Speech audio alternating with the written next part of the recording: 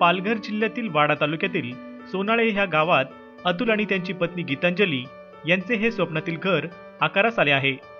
या घराला त्यांनी तांचा हे नाव दिलंय। निसर्गरम्य परिसरात त्यांचे हे घर आहे।